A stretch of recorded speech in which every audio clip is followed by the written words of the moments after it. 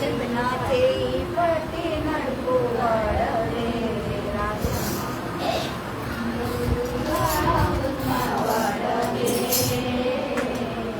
నా చేయి పట్టి నడుపు వాడవే నా పక్షము నా నిలుపు వాడవే నా పక్షము నా నిలుపు వాడవే నా ధైర్యము నీవేసయ్యా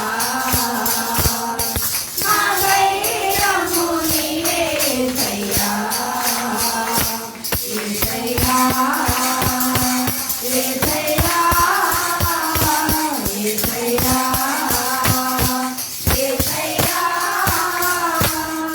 కృతజ్ఞత స్తుతులు నీకేనయ్యా కృతజ్ఞత స్తుతులు నీకేనయ్యా నా తోడుగా ఉన్నవాడవే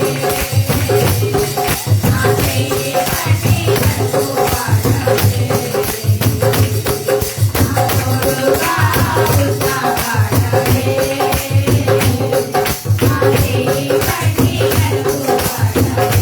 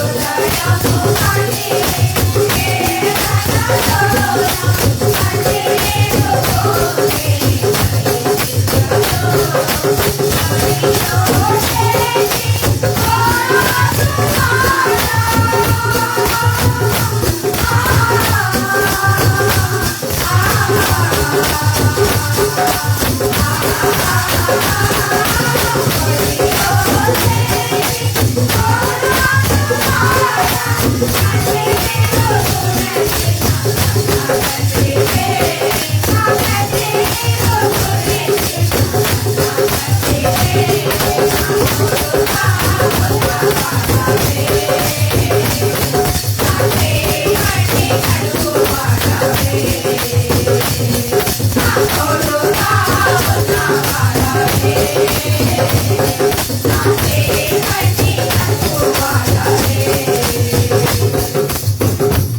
ది లార్డ్. హల్లెలూయా. సరే, నా గొర్రె నా స్వరమును అనే టాపిక్ పోయిన వారంలో మాట్లాడుతున్నాను. అవునా? నా గొర్రె నా స్వరం వినును, నా స్వంత గొర్రెను పేరు పెట్టి పిలుస్తాను అన్నాడు. దేవుని బిడ్డలారా, స్వంత గొర్రెను పేరు పెట్టి పిలుస్తాను అంటే గొర్రెలన్నింటిని పిలవడం, గొర్రెలన్నింటిని పిలవడం. బైబిల్ గ్రంథంలో గొర్రెలు ఉండే దొడ్లు 2 రకములుగా ఉంటాయి. ఒకటి నశించిపోతున్న ఇశ్రాయేలీలు, ఆయన గొర్రెలుగా ఉన్నవారు ఒక గుంపుగా ఒక దొడ్డిలో ఒక మందుగా ఉంటే, యావత్ ప్రపంచంలో దేవుడు తెలియక లేదా తెలిసి కూడా నడవలేక దేవుని యొక్క కృప చేత మరి వారికి అన్ని విషయాలలో వారు వాక్య అనుభవం లేకపోయినా తెలియకపోయినా లోకరీత్యా వాళ్ళు దిగజారిపోతున్నటువంటి అన్ని జనాంగము, అనేక జాతులు ఉన్నారు. వీరందరూ మనను ఒక దొడ్డిలో ఒక మందగా ఉన్నటువంటి వాడు. దేవుడు ఏమన్నాడు అంటే, నాకు నశించిపోతున్న గొర్రెలుగా ఉన్నటువంటి వీరు మాత్రమే కాకుండా నాకు వారు కూడా కావాలను అని రాయబడి ఉంది. యోహాను సువార్త 10వ అధ్యాయము, యోహాను సువార్త 10వ అధ్యాయము, యోహాను సువార్త 10వ అధ్యాయము 16వ వచనము చదవండి. యోహాను సువార్త 10:16. ఈ దొడ్డివి కానీ వేరే గొర్రెలను నాకు కలవు, వాటిని కూడా అది చదువు. అది కూడా అవి నా స్వరము విను. అది ఇప్పుడు 2 రకములుగా మందలుగా ఉన్నటువంటి ఈ గొర్రెలు దేవుడు అన్య జనాంగము అన్నటువంటి గొర్రెలుగా పిలువబడుతున్నటువంటి వేరే చోట్లలో అక్కడక్కడ ఉన్నటువంటి వారిని తీసుకుని వచ్చి అవి కూడా నాకు కావాలను అన్నాడు. ఇవి కూడా నాకు కావాలని. అందుకనే దేవుని యొక్క వాక్యరీత్యా మొదటి వారు కడపటి వారిగా అవుతున్నారు, కడపటి వారు మొదటి వారిగా అవుతున్నారు. దేవుని బిడ్డలారా, మన జీవితంలో దేవుడి యొక్క మహాకృప ఎప్పుడు కూడాను తడుతూనే ఉంటుంది. మొదటిగా పిలువబడిన నీ ఆత్మీయ జీవితము, మొదటిగా నేను ఎంచుకున్న స్థితిని నువ్వు ఆయన ఏర్పాటు గ్రహించినటువంటి వారు ఎవరైనా సరే ఆ మొదటి స్థితిలో ఉన్నటువంటి జీవితాన్ని వదులుకున్నట్లయితే కడపటిగా ఉన్నటువంటి అన్ని జనాంగాన్ని దేవుడు మొదటిగా తీసుకురావడానికి ముందుకు వచ్చిన దేవుడు. దేవుని బిడ్డలారా, ఇక్కడ కూడా దేవుడు అంటున్నాడు, నాకు దొడ్డి కానివి వేరే గొర్రెలు కూడా కలవు. దేవుని బిడ్డలారా, కావు. ఈ గొర్రెలతో కలిసి ఈ గొర్రెలతో మరి అన్ని విషయంలో ముందుకు సాగటానికి లేనటువంటివి అవి కూడా కావాలి అన్నాడు. అందుకే దేవుడు అంటాడు, భూదిగంతముల నివాసములారా నా వైపు చూసి రక్షణ పొందుడి. నేనే అంటాడు దేవుడు. నేను తప్ప వాళ్ళకు దేవుడు లేడు. మృతిని గెలిచిన వాడనే, రక్షించేవాడని నేనే అంటాడు. కనుక యావత్ ప్రపంచంలో ఏ భేదము లేదు. వేరు వేరు గొర్రెల్లో నివసిస్తున్నటువంటి గొర్రెలుగా పిలువబడిన అన్ని జనాంగమైన, నశించిపోతున్న ఇజ్రాయేలీలైనా, దేవుడు అందరిని రెండింటిని కలిపి ఒకే మందగా చేసిన దేవుడు. దేవుని స్తోత్రములు, హల్లెలూయా. కనుక దేవుడు అట్లా విడివిడిగా ఉండటం అనేది దేవుడు కోరుకోలేదన్నమాట. ఒకే గదిలో ఉండాలని ఆయన ఆశించాడు. కనుక దేవుని యొక్క చిత్తం మనం గ్రహించాలి.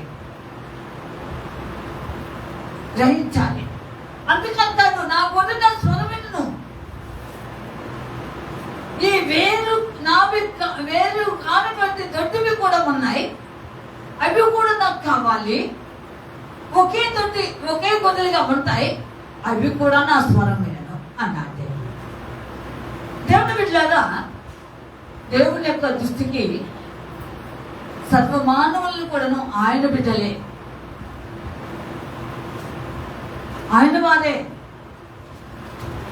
కనుక దేవుని బిడ్డలు అవి తోడుకుని రంగులను వారికి కాపరి ఒక్కడే అవుతాడు. ఆ గొర్రెలు మన దేవుడు మంచి కాపరి. ఎందుకు మంచి కాపరి? గొర్రెల కొరకు ప్రాణం పెట్టిన కాపరి. దేవుని బిడ్డలారా, గొర్రెల కొరకు ప్రాణం పెట్టినటువంటి దేవుడు చూస్తారా అండి? కనుక 10వ వచనం కొంచెం ఒకసారి చదవండి. యోహాను సువార్త 10:10. దొంగ దొంగతనమును హత్యను నాశనం చేయుటకు వచ్చును, కానీ మరి దేనికి రాడు. గొర్రెలకు జీవం కలుగుటకు అది సమృద్ధిగా కలుగుటకును నేను వచ్చినని నిశ్చయంగా చెప్తున్నాను. అది దేవుని బిడ్డలారా, దొంగతనమును హత్యను నాశనము చేయుటకు వస్తాడు. అదే సాతాను. వాడు చేసే పనే అది. వాడు కోరుకుంటుండే అది.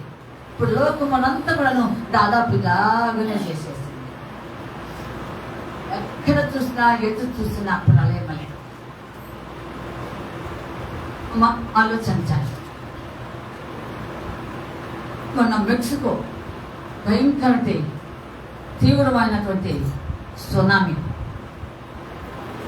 ఆలోచించండి. నిన్న మొన్న వరదలు వచ్చినాయి. అది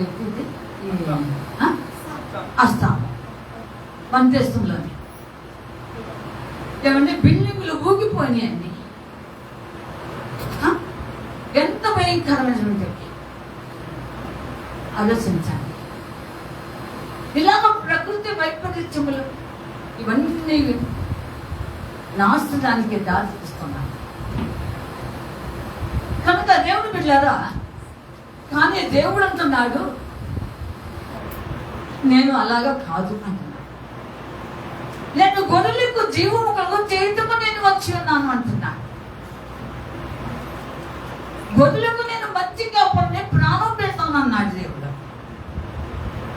కనుక ఆ యొక్క గొర్రెలకు మంచి కాపురం ఉన్న దేవుడు తన సొంత గొర్రెలకు పేరు పెట్టి పిలుచుకుంటాను అన్నాడు. కనుక మన ఆత్మీయ జీవితాల్లో మనం స్వంత గొర్రెగా పిలువబడేలాగా మనం జీవించాలి. స్వంత గొర్రె, ఆయన రక్తంలో కడగబడిన వారు, ఆయన విమోచించిన వారు, పరిశుద్ధురాలుగా పిలువబడిన వారు, నీతిమంతులుగా పిలువబడిన వారు ఉంటారు. కనుక మనం ఒకసారి మన జీవితంలో ఒకసారి ఆలోచన చేసుకుని ఆయన స్వరము ఎదిగి వారుగా, ఆయన స్వరమును గుర్తించేవారులాగా, ఆయనను వెంబడించేవారుగా మన జీవితంలో ఉండాలని దేవుడు కోరుకుంటున్నాడు. కష్టంలో ఉన్నాయి, శోధనలో ఉన్నాయి, అన్ని పరిస్థితులు ఉంటాయి. దానికి తెచ్చించుకునే దేవుళ్ళలో వెంబడించడానికి. అందుకే అంటాడు శిష్యులతో, మీరు నా సిలువను ఎత్తుకుని మీరు నన్ను వెంబడించండి అన్న. దేవుని బిడ్డలారా, సిలువ అనే వరకు అందరికీ భయమే. అందరికీ భయం, శ్రమలని, శోధనలని, అమ్మో కష్టంలని. అవును అవును, బాధాకరమైన సంగతి. అయినా దేవుడు సహించే మనసు, మన దేవుడు సాత్వికుడు, దీనుడు గనుక ఆయనలో మన ఆత్మీయ జీవితం ఉండేలాగా మనం కూడా అలా ఉండాలని కోరుకున్నాడు. మనకు మాదిరిగా అడుగుజాడలు. రెండవ పేతురు పత్రిక యాకోబు పత్రిక తర్వాత ఉంటుంది చూడండి. రెండవ పేతురు పత్రిక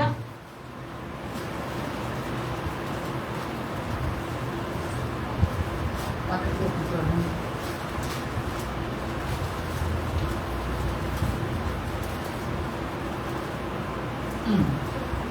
రెండవ పేతురు పత్రిక 2వ అధ్యాయం 21వ వచనం.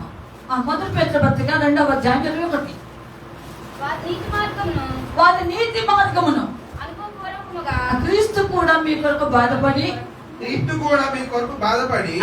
మీరు తన అడుగు జాడలయందు నడుచుకున్నట్లు మీకు మాదిరిగా ఉంచిపోయాను. మాదిరి ఉంచిపోయాడు దేవుడు. నీ కొరకు, నా కొరకు, మనందరి కొరకు ఆయన హింసించబడి బాధపడి ఆయన సిలువ మరణము వెళ్ళి చనిపోయి సమాధి చేయబడి దిగిలేచి ఆయన అడుగు జాడల లోకంలో మనం ఉంచుకున్నాడు. గొర్రెలకు మంచి కాపరి దేవుడే, ఇంకొక కాపరి ఉన్నాడు. ఇప్పుడు రకరకముల కాపర్లు ఉంటే ఉండొచ్చేమో కానీ ఏ సంఘము తగిన కాపరి ఆ సంఘం మొత్తందరికీ కలిపి ఆయన మంచి కాపరి. నీకైనా, నాకైనా, ఎవరికైనా సరే. కనుక ఆ మంచి కాపరికి నీవు సొంత కొడిగా పిలువబడినటువంటి నీవైనా, నేనైనా, మనం ఎవరైనా మనం ఏ తీరుగా ఉండాలో మనం ఒకసారి ప్రశ్నించుకోవాలి. ఎలా ఉండాలి, ఎలా నడుచుకోవాలి, ఏ విధంగా దేవుని యొక్క మహిమాత్మంగా ముందుకు కొనసాగాలి అనేది మనం గ్రహించాలి. మొదటిగా ఆయన స్వరమును వినాలి. నేను వినగలిగిన వారికి ఉండాలి. సహజంగా అందరికీ కూడాను ఆయన స్వరం వినాలన్న ఆశ ఉంటుంది. ప్రభు నువ్వు మాట్లాడతావంట, నీ స్వరం నేను వినాలి. ఆలోచించండి. పౌరుడిగా ఉన్నప్పుడు సమూయేలును దేవుడు పిలిచినప్పుడు చిత్తం ఉన్నప్పుడు అబ్బా నీ దాసుడు ఆలకించుచున్నాడు అన్నాడు. నిజమే, ఆయన మాట్లాడుతున్నప్పుడు నువ్వు ఆలకించేదానికి సంసిద్ధంగా ఉండాలి. ముందు ఆయన స్వరం నువ్వు వినగలిగిన వారు ఉండాలి. అవును, మంచిది. స్వరం వినాలని ఎవరికి ఉండదు? అందరికీ ఆశ. ఎప్పుడుందో ప్రార్థన చేసుకుంటున్నానండి, ఆయన స్వరం వినాలని అనేవారు లేకపోలేదు. తెలుగు బిడ్డలారా, మొదటిగా ఆయన స్వరం విని ఆయనను వెంబడించాలి అని నీకు తృష్ణ ఉన్నట్లయితే, ఆశ నీకు ఉన్నట్లయితే, మొదటిగా మన దేవుడు పరిశుద్ధుడు. మన దేవుడు ఎలాంటి వాడండి? కనుక ఆయన పరిశుద్ధుడు. నేను పరిశుద్ధుడు కనుక మీరు పరిశుద్ధులై ఉండి అని దేవుడు వాక్యం రాయబడింది. ఆయన కోరుకుంటుంది. ఆయన గొర్రెగా లేదా సొంత గొర్రెగా పిలువబడిన వారు పరిశుద్ధులుగా ఉండాలి అని కోరుకుంటున్నారు. దేవుని బిడ్డలు పరిశుద్ధులుగా జీవించడం దేవుడికి ఇష్టం. పరిశుద్ధత ఎన్నటికీ ఆయన మందిరములకు అనుకూలమైన 94లో కీర్తనకారుడు అంటాడు. దేవుని బిడ్డలు ఆలోచించాలి. మనందరినీ కూడా దేవుడు పరిశుద్ధులుగా ఉన్నట్టుగా పిలిచాడని వాళ్ళ దశలోకి రాసిన పత్రికలో రాయబడి ఉంది. దేవుని బిడ్డలు పరిశుద్ధత దేవుడు చెప్తున్నాడు. మన ఆత్మీయ జీవితంలో పాపానికి దూరముగా, లోకానికి దూరముగా జీవించడం ఒక్కటే పరిశుద్ధత అనేది కాదండి. మాట ద్వారా కూడాను మన ఆత్మీయ జీవితాలు దేవుడికి అయిష్టకరంగా ఉంటాయి. అది పరిశుద్ధత అనిపించుకోవడానికి యోగ్యత కాదండి. సమస్తము నరసింహ పర్యంతము మన ఆత్మీయ జీవితంలో దేవునికి చేదైన వేది కావచ్చు, ఏదైనా పులుపు లాంటిది కావచ్చు, ఏదైనా అగపడటానికి కనిపించడానికి అవకాశం లేదు. ఉదాహరణకు పాత నిబంధన కాలంలో అర్పణ అర్పించేటప్పుడు ఉప్పు లేకుండా అర్పణం అర్పించదు. ఉప్పు లేకుండా అర్పణము అర్పించదు దేవుడి దేవునికి. ఉప్పు చేర్చటము అనేది వాక్యము. ఉప్పు చాలా విశేషకరమైనది. ఉప్పు రుచినివ్వటమే కాకుండా జీవితంలో ఒక సారవంతమైనటువంటి స్థితిలో ఉంది. జీవములైన దేవుణ్ణి కలిగి ఉండటానికి మనం ఎంతో ముందుకు సాగటానికి అవకాశం ఏర్పడి ఉంది. దేవుని బిడ్డలారా, ఆలోచించండి. జాగ్రత్త.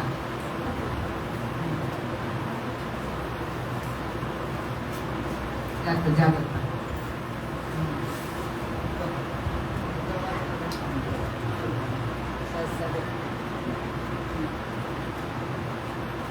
దేవుని బిడ్డలారా, ఆలోచించండి. ఇంకా పరిశుద్ధత కలిగిన ఏమిట? నీవు మొట్టమొదటి దేవుని యొక్క సొంతంగా పిలువబడిన మాట వాస్తవమే కావచ్చు, కానీ అంతటితో సరిపోలేదు. నువ్వెంత ఆశతో ప్రార్థన భావం కలిగి ఉన్నావో, ఎంత ఆశతో దేవుడి స్వరం వినాలి అని కోరుకుంటున్నావో, వినిపించు ప్రభు నాతో మాట్లాడని ప్రార్థన చేస్తున్నావో మంచిది, కానీ పరిశుద్ధత కలిగి ఉండాలి. దేవుడు మాట్లాడటం అనేది పాత నిబంధన కాలంలో చాలా తరచుగా ఉండేది. అప్పుడు పితరులతోనూ ప్రవక్తలతో మాత్రమే మాట్లాడాడు దేవుడు. ఇప్పుడు అంతటా మాట్లాడుతున్నాడు. హెబ్రీ పత్రిక 1వ అధ్యాయము, హెబ్రీ రాసిన పత్రిక 1వ అధ్యాయము, హెబ్రీ రాసిన పత్రిక 1వ అధ్యాయము మొదటి వచనం చదవండి. పూర్వకాలమందు నానా సమయములోను నానా విధములుగాను ప్రవక్తల ద్వారా మన పితరులతోను మాట్లాడిన దేవుడు. చదువు. ఈ దినముల అంతమందు కుమారుని ద్వారా మనతో మాట్లాడాడు. అప్పుడు తలసి చాలా తక్కువ దేవుడు మాట్లాడటం. పాత నిబంధన కాలంలో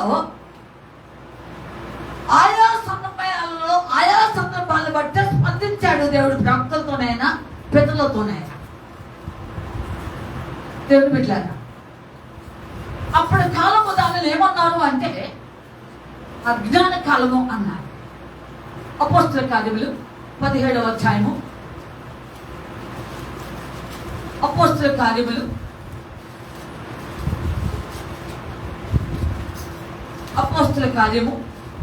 17:30 వచనం చదవండి. చదవండి అమ్మ. ఆ అజ్ఞాన కాలము దేవుడు చూచి చూడనట్టుగా ఉండడు. ఇప్పుడైతే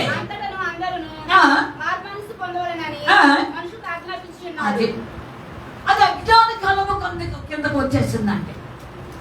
పాత నిబంధన కాలములో, పితరుల కాలములో, ప్రవక్తల కాలములో అది అజ్ఞాన కాలముగా ఉంది. అయితే అప్పుడు చూసి చూడనట్టుగా ఉన్నాడు. అయితే దేవుడు ఇప్పుడు అంటున్నాడు, అంతమందు కుమారుల ద్వారా అందరూ మారు మనసు పొందాలని దేవుడు మాట్లాడుతున్నాడు. దేవుడు బిడ్డలారా, దేవుడు మాట్లాడుతున్నాడు. ప్రభువా, నీ దాసుడిని దాసురాలను నీ స్వరం నాకు వినిపించమని నువ్వు అనేలాగా ఉండాలి. మంచిదే. అయితే నువ్వు చేయవలసిన మొట్టమొదటి ఏమిటంటే నువ్వు పరిశుద్ధత కలిగి జీవించు. నువ్వు దేవుడి స్వరం వినాలని ఎంత ఆశ ఉన్నదో దేవుడు కూడా కనిపెడుతున్నాడు మాట్లాడటానికి. నీ ప్రవర్తన చూస్తున్నాడు, నీ మాటలు తీసి చూస్తున్నాడు, నీ వేసే ప్రతి అడుగు చూస్తున్నాడు, నీ జీవిత స్థితి చూస్తున్నాడు. అన్ని కూడా నువ్వు దేవుడు విశేషకరంగా చూస్తున్నాడు. మాట్లాడటానికి సాధ్యమే స్వరం వినిపిస్తాడు. కానీ నువ్వేదోగా జీవిస్తూ ఉంటే అది దేవుడికి ఇష్టమా? ఇష్టమా? కనుక మనం ప్రశ్నించుకుందాం.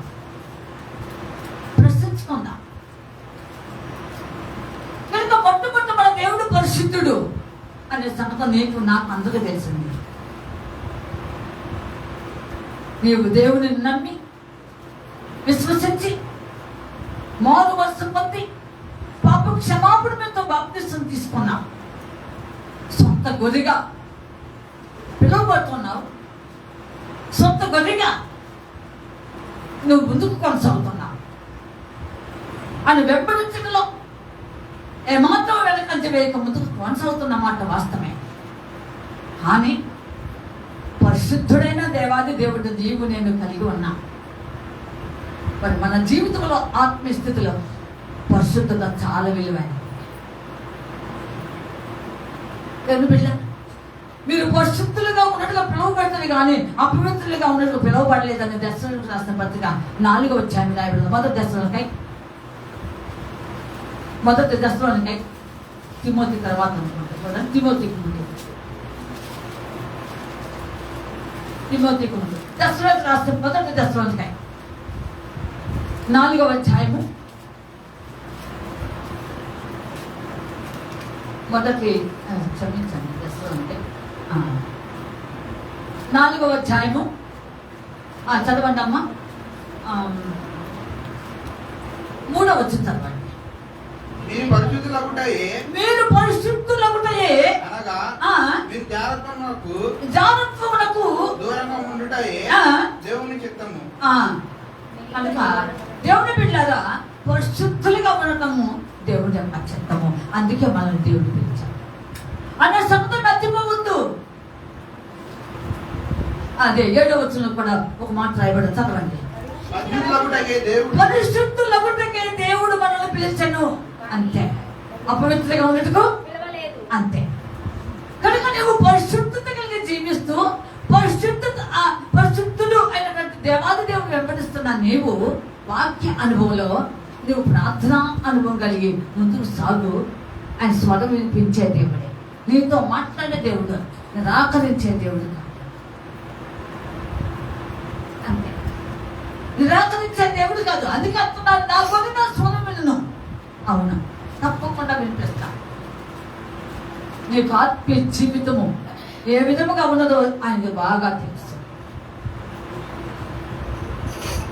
కనుక మనలో ఇహలోక సంబంధమైంది ఏదైనా దేవుడు ఉన్నట్లయితే ఇష్టపడడు. పాపిని ఎంత ప్రేమిస్తున్నాడో పాపం ద్వేషిస్తున్నాడు దేవుడు. మన దేవుడు పాపంలో ప్రేమే, ఇష్టమే. అందుకని నిన్ను ప్రేమించాడు. ఎవడు అగదులో కూరుకుపోతున్నట్టు బ్రతుకును లేవనెత్తాడు. జీవనంలో భూమిలో దిగుతుపోతున్నట్టు మన యొక్క జీవితంలో కూడా సరి చేసి నిలవబెట్టాడు దేవుడు. ఎందుకు? పరిశుద్ధులుగా జీవించాలని, ఆయన స్వరం విని, ఆయన మాట విని, ఆయన చిత్తం చేసి ఆయన వెంబడించాలని కోరుకుంటున్నా దేవుడు. మళ్ళీ తిరిగి అదే స్థితిలోకి వెళితే అప్పుడు ఏమంటారు? కుక్క తన వాంతులు తిరిగినట్లుగా కడుగుబడిన పంది పొరలో దొరికినట్టు అది సాగుతూ ఉంటుంది. దేవుడు అలా కోరుకోలేదు. దేవుని బిడ్డలారా, ఆలోచించండి. ఒక పందిని తీసుకుని వచ్చి దాన్ని బాగుగా కడిగి దాని అందరూ పన్నెండుతో ముందు లేపుతూ చక్కగా దానిని సింహాసనం ఎక్కించడానికి ప్రయత్నం చేసి ఎక్కించిన తన నైజం లోపల పోలేదు. తన తీరు లోపల అలాగే ఉండిపోయింది. అందుకని సమయం వచ్చినప్పుడు హఠాత్తుగా గొలుసు అది బంధం సమస్తం తెచ్చుకుని ఆ గుట్టలోకి వెళ్ళిపోయింది. దేవుడు నిన్ను అలా కోరుకోలేదు. పరిశుద్ధులుగా ఉన్నట్టుగా నిన్ను పిలిచాను అని వాక్యం రాయబడింది. దేవునికి స్తోత్రం. పరిశుద్ధులు, పరిశుద్ధత కలిగి జీవించడం దేవుని యొక్క చిత్తం.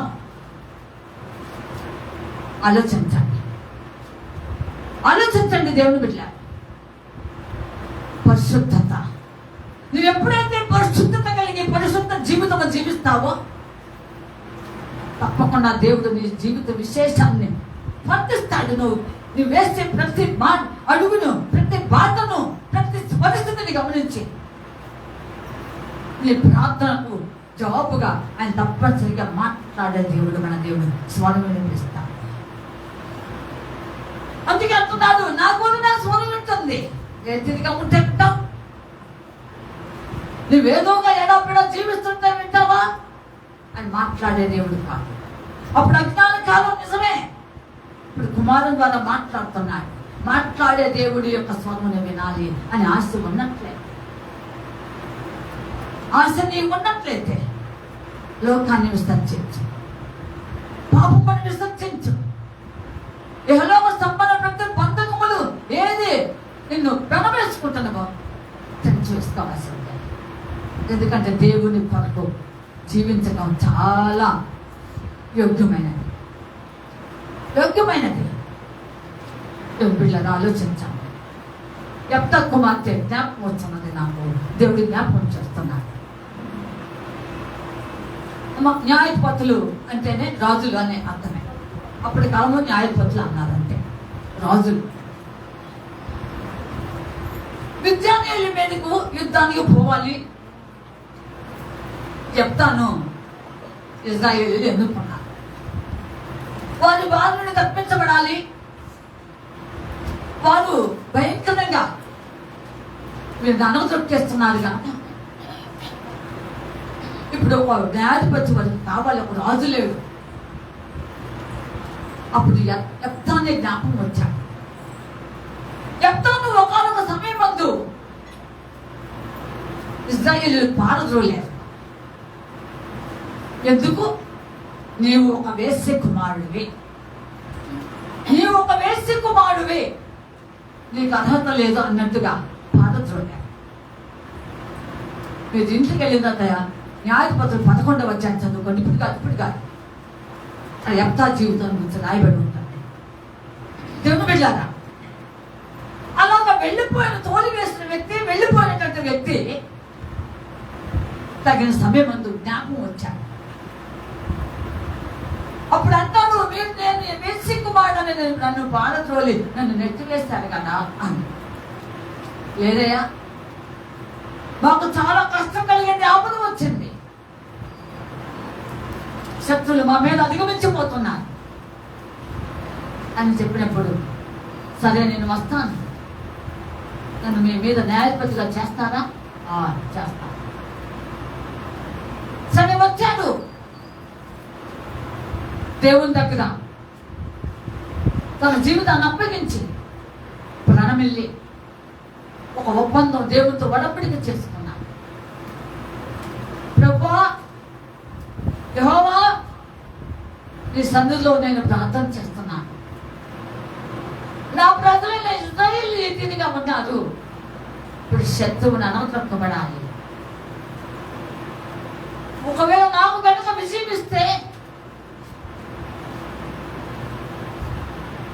నా ఇంటి నుండి బయలుదేరినప్పుడు నాకేది ఎదురుగా వస్తుందో అది నీకు బలిగా అర్పిస్తాను అని చెప్పాను.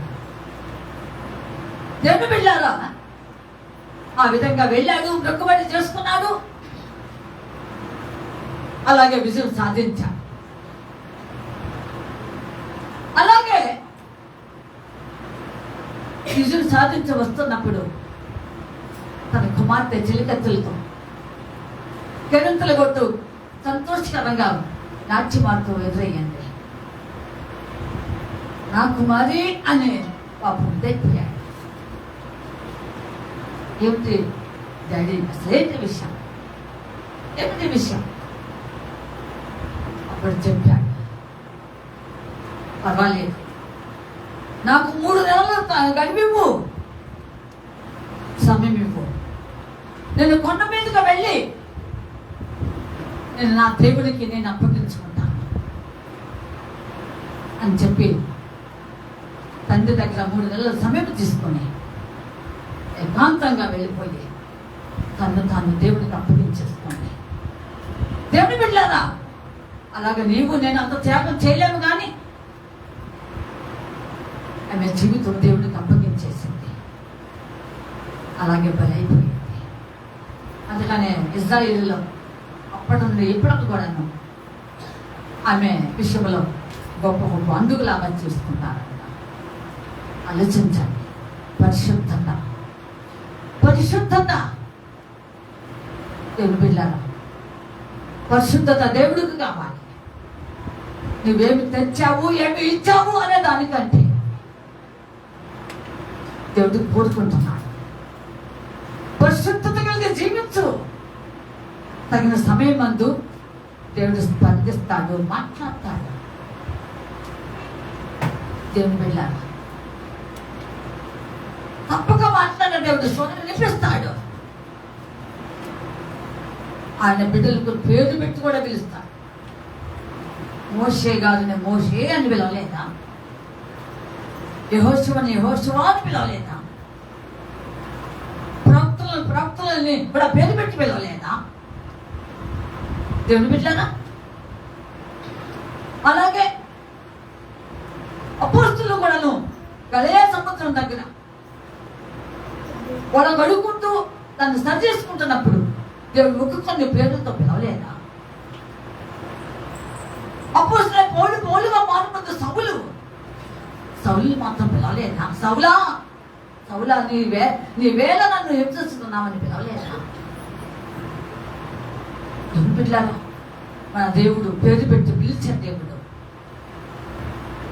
అయితే నువ్వు వినగలేదు, నువ్వు ఉండాలి. వినాలని నీకు ఆసక్తి ఉన్నట్టయితే మంచిదే. నువ్వు లోకంలో జీవిస్తూ నీ స్వరం వినిపించు అని వాక్యం.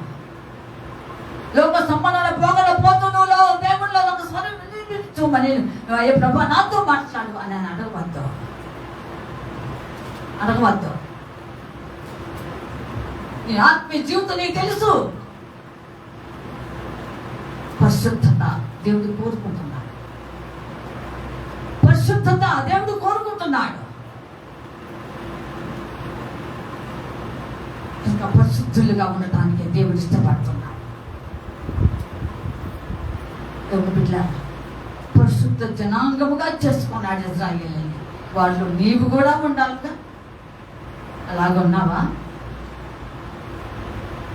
ఆయన స్వరం వినాలని ఆశే, పూరిక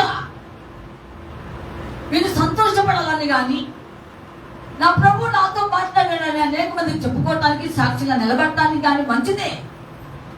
కానీ ఏ స్థితిలో ఉండి నువ్వు అడుగుతున్నావు? ఏ విధముగా నువ్వు జీవిస్తూ నీ జీవితాన్ని బట్టి దేవుని మహిమపరచాలి. దేవుడు మాట్లాడిన మాట వాస్తవమే. లోకంలో నుండి నేను పిలిచాడు. అమ్మా, అన్ని విషయంలో నశించిపోతున్న నీ జీవితాన్ని సరిచేసి బాగు చేసి నిలబెట్టడానికి నేను పిలిచాడు. అనేకులకు మాదిరిగా ఉండటానికి నేను పిలిచాడు. అంతేగాని పిలిచిన దేవుడు నమ్మదగిన వాడని గ్రహించి ఆ విధంగా దేవుడి మహిమాత్మై ముందుకు సాగుతుంటే అది ఎక్కువగా దేవుడు నిన్ను స్పందిస్తూ ఉంటాడు. కనుక మన ఆత్మీయ జీవితాల్లో ఆయన స్వరం వినాలి అనే ఆశ మీకు ఉన్నది. అందరికీ ఉంటుంది. పరిశుద్ధత కలిగి జీవించడం నేర్చుకోవాలి. అంతే. దేవుని బిడ్డలారా, ఆలోచించండి. అందుకే దేవుడు ఆయన బిడ్డలకి ఒక మాట చెప్తున్నాడు. గల్తీలు రాసిన పత్రిక 5వ అధ్యాయము. గల్తీలు రాసిన పత్రిక కొరింథీయుల తర్వాత ఉంటుంది. గల్తీలు రాసిన పత్రిక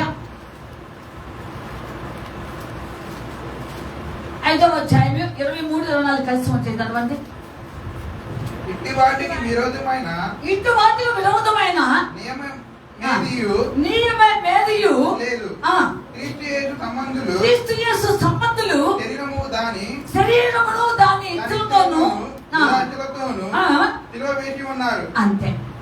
పరిశుద్ధ జీవితము జీవించాలని ఆశిస్తూ దేవుని మాట విని, దేవుని స్వరం విని, వాక్యం చేతపట్టుకుని ఆయన వెంబడించే వాళ్ళందరూ కూడా ఎలా ఉంటారంటే, ఆయన క్రీస్తు యేసు శరీరమును దాని ఇచ్చలను ఇంకా పరిశుద్ధతే, ఇంకా శరీర సంబంధమైనది ఎగిసి పడదు, శరీర సంబంధమైన దీనిలో మాట్లాడదు, శరీర సంబంధమైనటువంటి ఎగిసి పడదు. పరిశుద్ధత కలిగి ఆత్మ అనుభూల లోతుగా వెళ్ళే వాళ్ళందరి యొక్క స్థితిగతులు దేవునికి చాలా విలువ కట్టబడిన జీవితం. కనుక వాళ్ళు ఎప్పుడూ దేవునితో కూడా సిలువ వేయబడి ఉన్నారండి.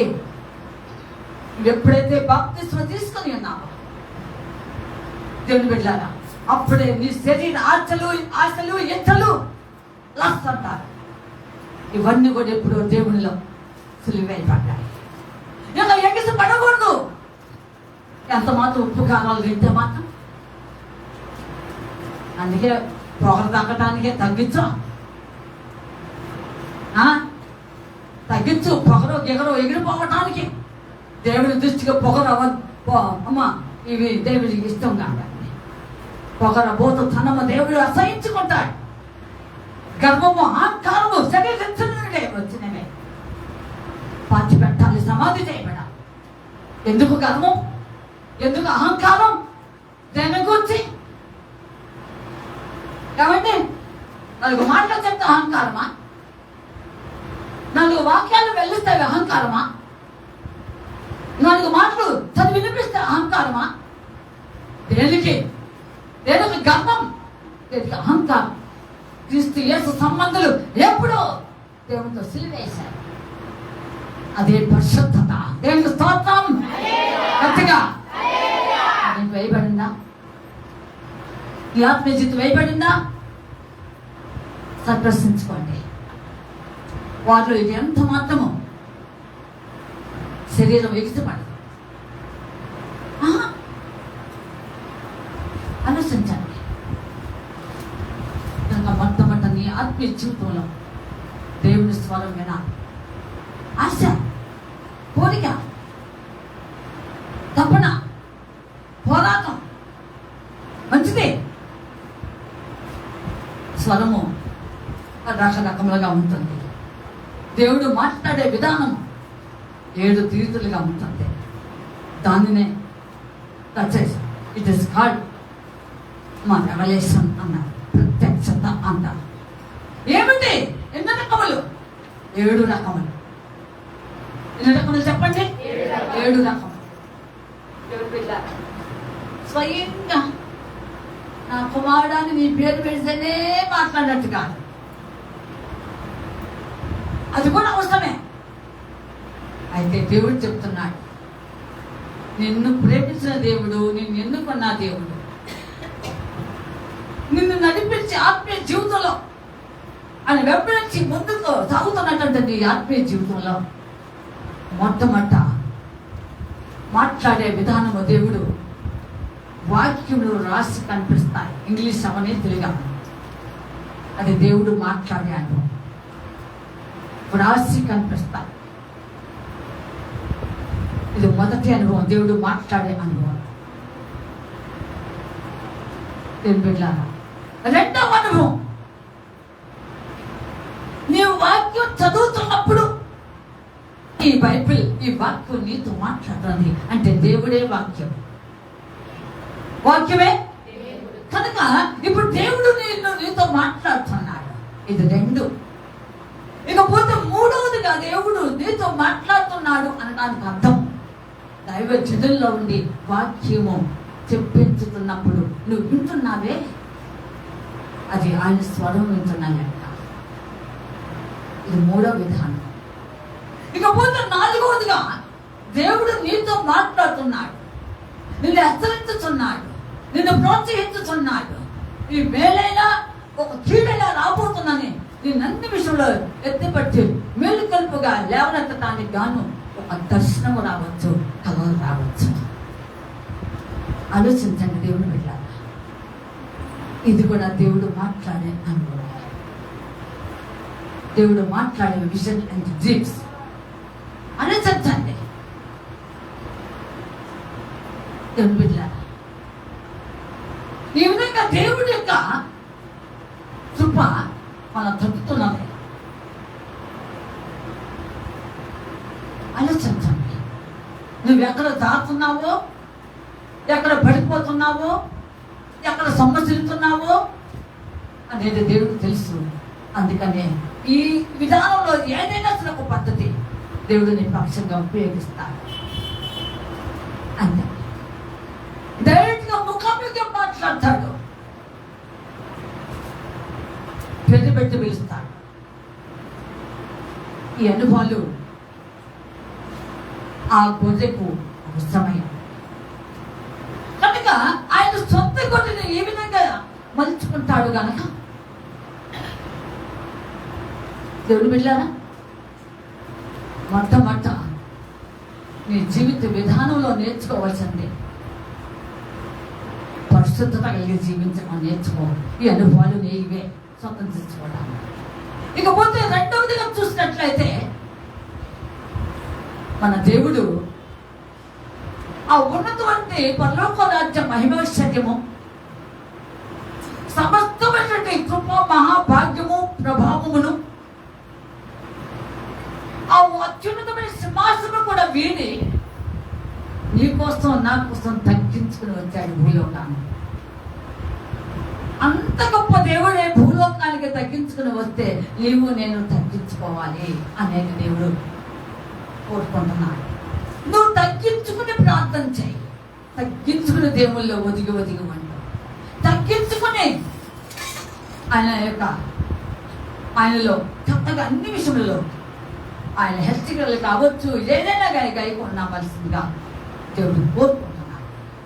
తగ్గింపు స్వభావం చాలా ఎక్కువ, దేవునికి చాలా విలువైనది. మనుషుల కోసం తగ్గించుకోవద్దు, ఒక దేవాది దేవుడి కోసమే తగ్గించుకుందాం. ఆలోచించండి, ఇతరు ప్రార్థన చేయడానికి దేవాలయానికి వెళ్ళారు.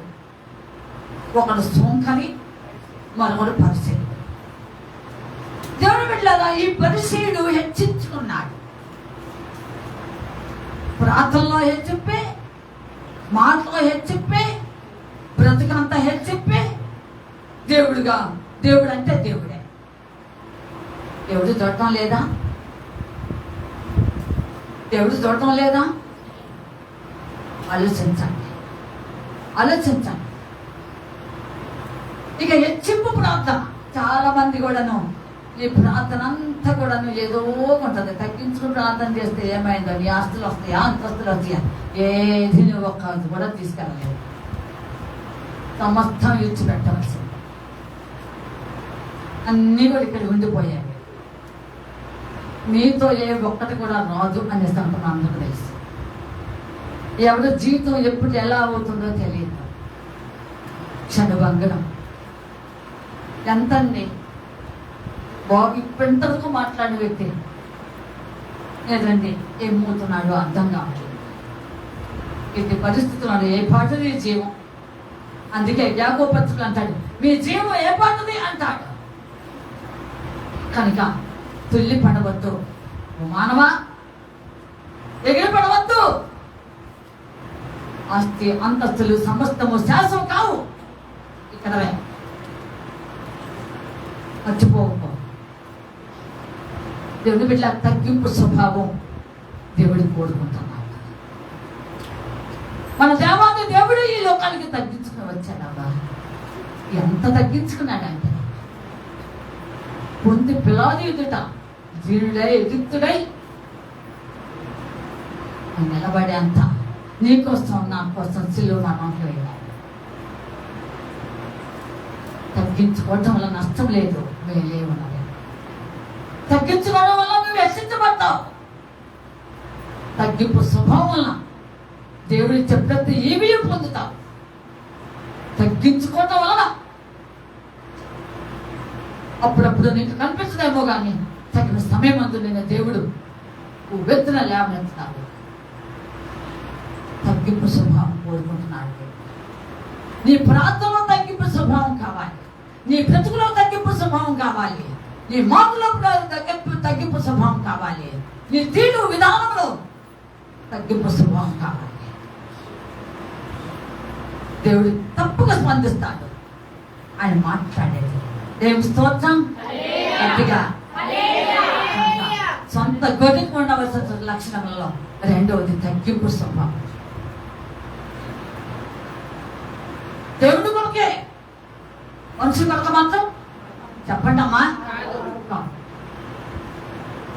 ఎవరొక తీసుకోరండి, పైవాదం వింటున్నారు అనుకుంటా.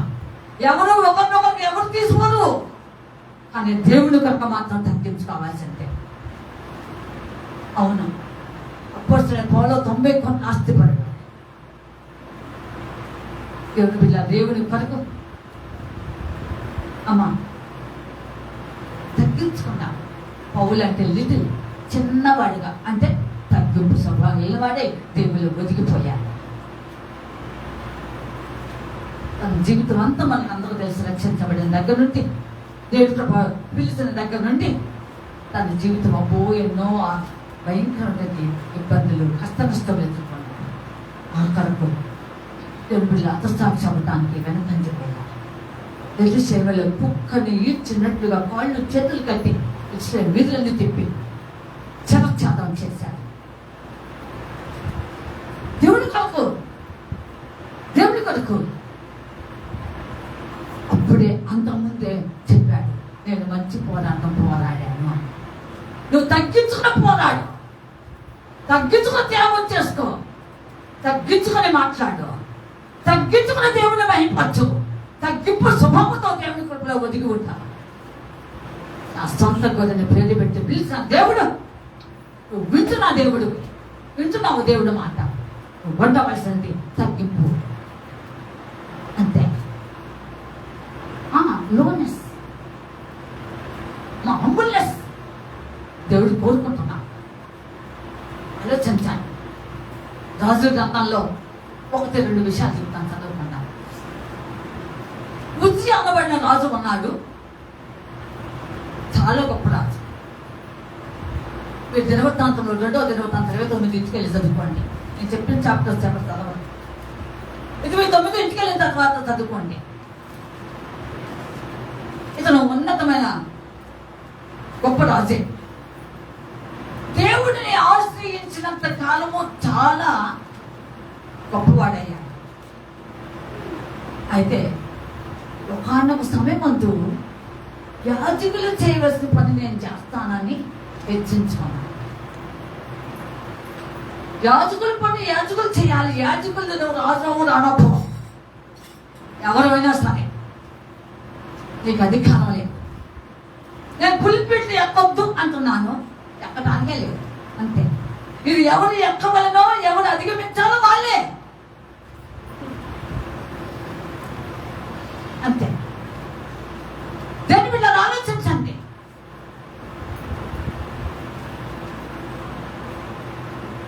యాజకులు చేయవలసిన పని నేను చేస్తాను అనే అహంకారంతో హెచ్చించుకుని ధూపం వేయిపోయాడు.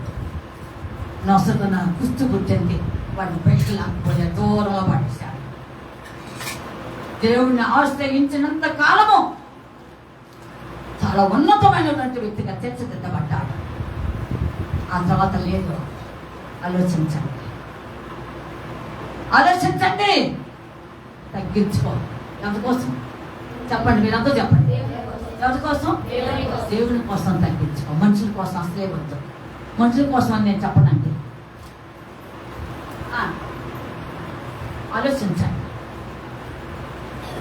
కనుక మన ఆత్మీయ జీవితాల్లో దేవుని కొరకు తగ్గించుకుంటాం. తగ్గింపు స్వభావాలను వారిని దేవుడు అధికంగా ప్రేమిస్తున్నాడు. వారిని ఉన్నతంగా హెచ్చింపచేయగల సంస్కృతంగా ఉన్నాడు. వారితో మాట్లాడి, వారు ప్రార్థన చేసినప్పుడు స్పందించి అన్ని విషయాలలో తేటగా మరుగు చేయకుండా మాట్లాడేది. ఆలోచించండి దేవుని బిడ్డ. సమయాలు చిన్నపిల్లవాడే, బాలుడే. యాజకుడు ఏలి, పిల్లలు బాగోలా వాళ్ళ పరిస్థితులు. యాజకుడు కుమారులే కానీ ఇంకా యాజకత్వానికి సంబంధించలేదు. యాజకుల కంటే హెచ్చించుకున్నారు. అయితే ఒకనొక సమయం మందు వారికి కొంచెం చండాలమైన పనులు కూడా చేస్తారు. అవి నేను నా నోట్లో చెప్పలేనులేండి. అయితే ఒకనొక సమయం మందు ఏలి తన కుమారుని పిలిచి కాస్త మందలించినట్లుగా ఉన్నాడు, కానీ దేవుని దృష్టి గట్టిగా మందలించిన వాడిగా లేకపోయాడు.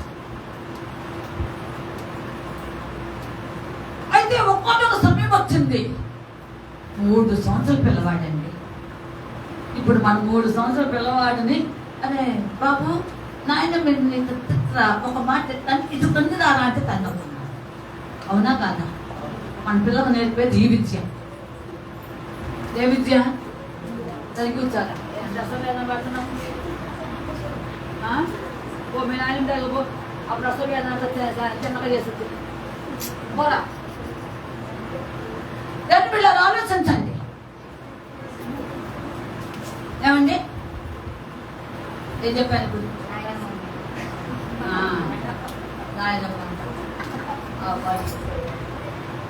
వాక్యం అమ్మాయి. అయితే 3 సంవత్సరాల బాలుడు అనేటువంటి సమూయేలుతో మాట్లాడాడు. నేను ఒక గొప్ప భయంకరమైన కార్యం చేయబోతున్నాను. మొదటి సమూయేలు గ్రంథం 1 సమూయేలు చూడండి. మాట్లాడకండి, ఎక్కడో మాటలు పెడుతుంది.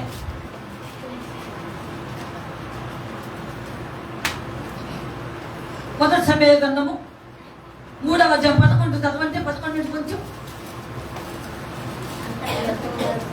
గట్టిగా చదవాలి. అంతటా యెహోవా సమూయేలుతో ఇలాగూ సెలవిచ్చాను. అంతటా యెహోవా సమూయేలుతో ఇలాగూ సెలవిచ్చెను. ఇశ్రాయేలీయులలో నేను ఒక కార్యం చేయబోతున్నాను. దానిని వినువారందరి చెవులు గింగురు మనుగును. వినువారందరి చెవులు గింగురు మనును అంటే ఎంత భయంకరమో మీరు ఒకసారిగా జ్ఞాపకం చేసుకోండి. నేను ఇశ్రాయేలులో గొప్ప కార్యం చేయబోతున్నానయ్యా. అది ఏమిటో తెలుసా? అది వినేవారందరి చెవులు కూడా గింగలమంటాయి అంట. అంటే అంత శోధనగా తెప్పించవదా? కొంచెం ఇంకొక వచ్చిందండి. ఆ దినమున ఏలీ యొక్క ఇంటి వారిని గురించి నేను చెప్పిందంతయు వారి మీదకి రప్పింతును.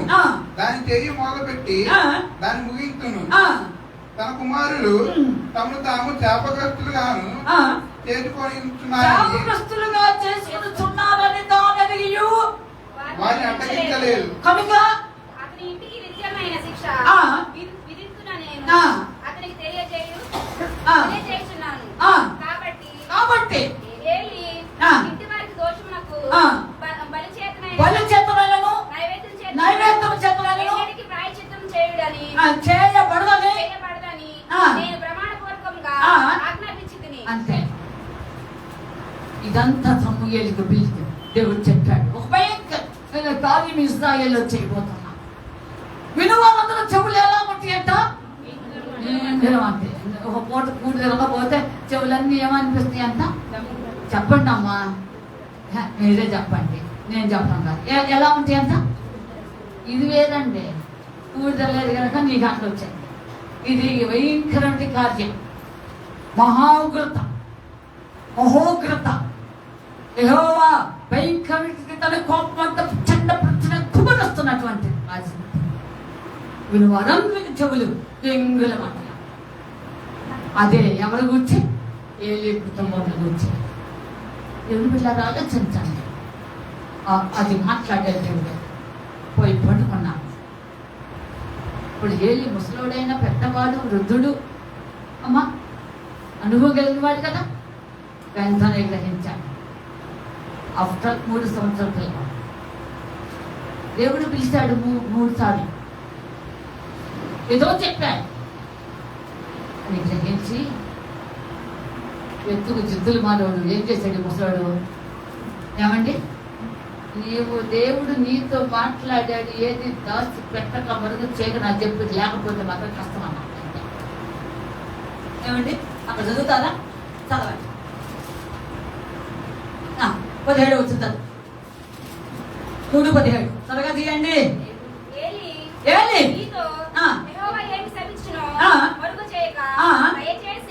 నాతో చెప్పుము. ఆయన నీకు సెలవిచ్చిన సంగతులలో ఏదైనా నీకు మరుగు చేసిన యెడల అంతకంటే అధికమైన కీడు ఆయన నీకు కలుగు చేయును గాక అని చెప్పగా సమూయేలు దేనిని మరుగు చేయక సంగతి అంతయు అతనికి తెలియచెప్పాను. ఏమండి చిన్నపిల్లాడు కదండి, భయపడతాడుగా. ఇప్పుడు పిల్లలు భయపడరు, పెద్దవాళ్ళు భయపడరు. అయ్యా అసలు ఈ పిల్లలు ఇంత వరకు కలిస్తావా ఏమండి? దేవుడి పిల్లలు ఆలోచించండి. ఏది మీరు చెవి చెప్పేశాడు. దేవుడి పిల్లలు ఆలోచించండి. ఆ విధంగా దేవుడు చెప్పుతూ చాలా మంది చదివించను. ఇక నీ ఎంత అమ్మా మంచి వయసు గల ఎవడస్తులు అసలు నీ పంపల్లోనే మనం అంటే 20 సంవత్సరాలు అలా వచ్చి రాకముందే అయిపోతారు అన్నమాట. పెద్ద తలలు ఇంట్లో ఉండరు. ఏమండి తల నెరిసిన వాళ్ళని ఇంట్లో ఉండరు. తల నెరిసిన వాళ్ళని ఇంట్లో ఉండటం గొప్ప భాగ్యము. తల నెరిసిన వారి యొక్క మాటలోని జీవితానికి చాలా విలువైనవి. వారు దైవికమైన జ్ఞానం వెలిగి వారు నీతో అన్ని విషయాలు మాట్లాడతారు. కానీ అలాంటి వారు నీ ఇళ్లలో ఉండరు అని చెప్పి వేస్తారట. ఆ స్థితి రాని వచ్చేసాడు. తెలుగు బిడ్డలారా, దేవుడు చెప్పినది చేయకుండా ఉండునా జాగ్రత్త. తగ్గించుకోవాలి ఏదైనా సరే. దేవుడు కోరుకుంటున్నాడు తగ్గింపు స్వభావం. దేవుడు మెచ్చేది తగ్గింపు స్వభావం. ఉంటే ఉండొచ్చు, లేకపోవచ్చు. దేవుడికి కావాల్సిన అవి కావు. నీ జీవితంలో విశేషకరమైన సమస్త నమ్మసిక ఫలితము దేవుల్లో ఉన్నటువంటి ఆత్మీయ జీవితం యొక్క విలువ తగ్గింపు స్వభావం ఎంతవరకు ఉన్నది అనేది దేవుడు చూస్తాడు. అప్పుడు స్పందిస్తా. చిన్న ప్రార్థన చేయి, పెద్ద ప్రార్థన చేయి, దీర్ఘ ప్రార్థన చేయి, గంటల ప్రార్థన చేయి, ఏది చేయినా స్పందిస్తాడు. ప్రభువాన్ని స్వరం వినిపించు, నీ దాసుడు ఆలకించంటే ఖచ్చితంగా వినిపిస్తావు. దాసుడు దాసుడు ఉంటుంది. దేవుని స్తోత్రం. అంతే. ఒకటి పరిశుద్ధత, రెండోది తగ్గించు స్వభావం. ఆలోచించండి. మూడవదిగా దీనత్వం. మీక్నెస్. మన దేవుడు దీనుడు. మన దేవుడు రక్షణయు దీనుడు, రక్షణ గెలవాడై భారవాహక పశువు నెక్కి గాడిద పిల్లతో వస్తున్నాడని రాయబడినట్లుగా మన దేవుడు దీనుడు. ఎవడు దీనుడైన ఆ మాట వినబడుకున్నా వాడిని ఏం చేస్తాను? నేను దృష్టిస్తాను. దీనత్వం కలిగి దీనులతో పూర్తి చేయి, అహంకారంతో పూర్తి చేయబాకు. ఏమండి ఎగిసిపడి తుల్లిపడే వాళ్ళతో పూర్తి చేయబాకు. దేవుడు కోరుకుంటున్నాడు నీలో దీనత్వాన్ని చూసి. దీన మనస్సు దేవుడికి కావాలి. దీన మనస్సు కావాలి. దీనత్వం కాదు, జీవించడం దేవుడికి కావాలి. ఆలోచించండి. మొదటి పేతురు పత్రిక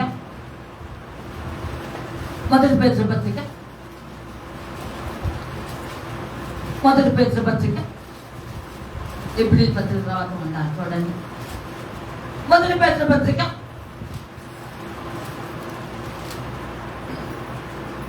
5:6 వచ్చేసాను. 5:6 పేతురు పత్రిక 5వ అధ్యాయం అండి. 5:6 వచ్చిన తర్వాత చదవండి. ఎవరు తీసుకువెళ్తారు? 5వ అధ్యాయం 5:6 వచ్చిన చిన్నలారా పెద్దలకు లోబడి ఉండుడి. మీరందరూ ఎదుటివాని ఎడల దీన మనసు అను వస్త్రం ధరించుకొని మిమ్మును అలంకరించుకొనుడి. దేవుడు అహంకారులను ఎదిరించి వీరులకు కృప అనుగ్రహించును. దేవుడు తగిన సమయమందు మిమ్మును హెచ్చించినట్లు ఆయన బలిష్టమైన చేతి క్రింద దీన మనసులై ఉండుడి. అది దీనత్వం, దీన మనసులై ఉండమని దేవుడు కోరుకుంటున్నాడు. అది దేవుడు చూసి నేను స్పందిస్తాడు. ఎప్పుడు ఏ సమయంలో నీకు ఇవ్వాలో ఖచ్చితంగా చేస్తాడు. ఎప్పుడు ఏ విధంగా నీ ప్రార్థన జవాబు ఇవ్వాలో అప్పుడు ఇస్తాడు. నా గొర్రె నా స్వరం వినే మాట వాస్తవము. ఏ తీరిగా ఉంటే వింటావు. ఆలోచించండి. ఏ తీరిగా ఉంటే వింటావు. నువ్వు ఆయన స్వరం వింటావు.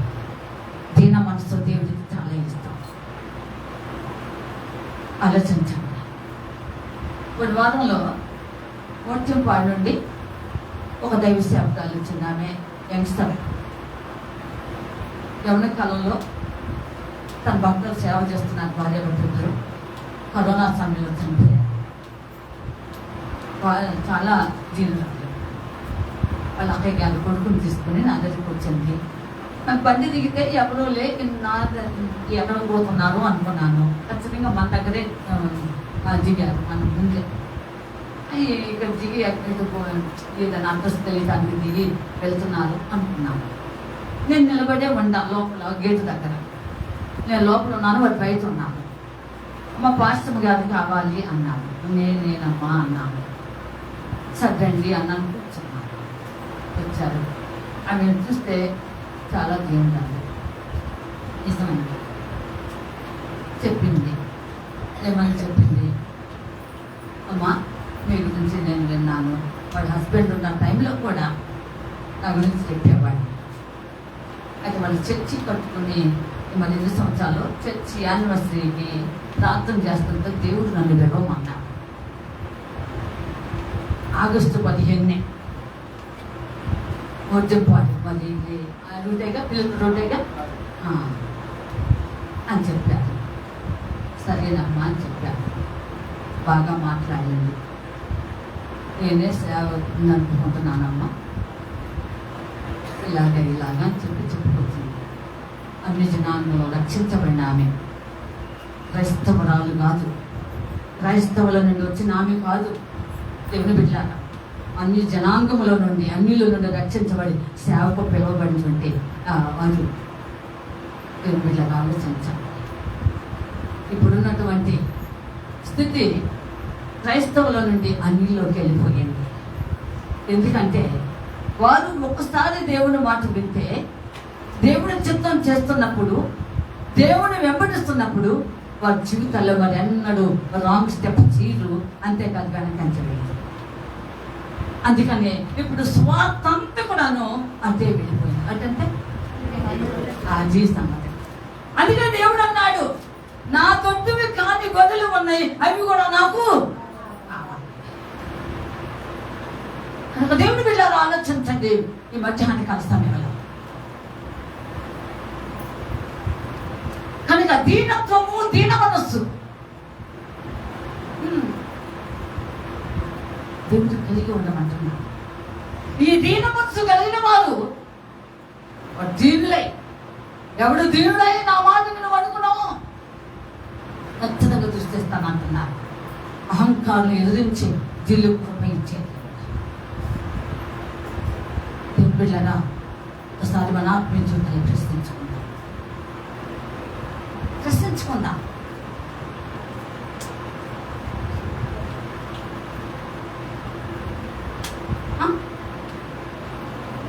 చివరి దినాల్లో ఉన్నాం. సొంత గదిని పేరు పెట్టి పిలుస్తాననే మాట వాస్తవమే. ఏ తిరిగా ఉన్నావు? సొంత గదిగా, పరాయి గదిగా ఉన్నావా? సొంత గదిని చెప్పుకుంటూ పరాయి గదిగా ఉన్నావా?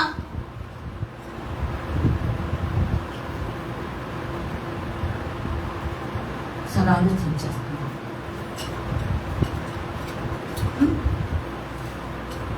అలాగే ఆ తర్వాత 4వదిగా చూసినట్లయితే దేవుని బిడ్డలారా, దేవుని ప్రేమించేవారు ఆయన స్వరం వింటారు. లోకంలో ప్రేమలన్నీ శాస్త్రం కాదనే సంగతి మనకు సాధారణంగా తెలుసు. మనుషుల ప్రేమ అయినా ఇంకేదైనా సరే శాస్త్రం కాదు. దేవుని ప్రేమ శాస్త్రం. అందుకే అంటారు యెహోవా మొదట యెహోవా పత్రికలో, దేవుడు మనల్ని ప్రేమించాడు అంటే మొట్టమొదటి నువ్వు ప్రేమించలా. అసలు నీకు దేవుడు తెలియదు, నాకు తెలియదు, నీకు తెలియదు, మనకెవరికి దేవుడు తెలియదు. తెలియని సందర్భంలోనే దేవుడే మనల్ని ప్రేమించాడని వాక్యం. కనుక దేవుడు మొట్టమొదటిగా నిన్ను ప్రేమించడుగా నువ్వు ప్రేమించే తీరులో నువ్వు ఆయన అధికంగా ప్రేమించావు. నీవు నాకంటే అధికంగా ఎవరిని ప్రేమించవు. దేవుని బిడ్డలారా ఆలోచించండి. లోకం ప్రేమ శాస్త్రం కాదు, మనుషుల ప్రేమ శాస్త్రం కాదు, దేవుని ప్రేమ అందుకే ఈ ప్రేమను బట్టే దేవుడు ఆయన ఇశ్రాయేలును స్పందించాడు. చాలా కాలం క్రితం నేను నిన్ను ప్రేమ శాస్త్రంగా ప్రేమతో నిన్ను ప్రేమించానని చెప్పాడు. ఆయన ప్రేమ శాశ్వతం. ఆయన ప్రేమ శాశ్వతం. మొట్టమొదటి ఆయన శాస్త్రం. నన్ను ప్రేమించేవారు నా ఆజ్ఞలు గైకొంటున్నారు, నా ప్రేమిస్తారు, నా ఆజ్ఞలు ప్రేమించేవారు నన్ను ప్రేమిస్తారని యోహాను సువార్త 15 రాయబడింది. ఎట్లా రాని ప్రేమించే మనసు. ఆ ప్రేమ ఎలాంటిదంటే ఎంతనైనా సహించుకుంటాం, ఏ పరిస్థితి అయినా సహించుకుంటాం. ఆలోచించండి. ప్రేమ డంబంగా ఉండదు, అమర్యాదగా నడవదని మొదటి రాసిన మొదటి 13 ప్రేమ గురించే రాశాడు పౌలు. తర్వాత బిడ్డలారా, ఆయన ప్రేమించేవారు కావాలి. ఆయన ప్రేమించేవారిని దేవుడు ఖచ్చితంగా స్పందిస్తాడు. సొంత గొదిగా ఆయన చేసుకుంటాడు. అన్యాయగా ఉన్నా మన ప్రేమ ఎలా ఉంది? మన ప్రేమ ఎలా ఉంది? ఆలోచించండి. ఏమండి?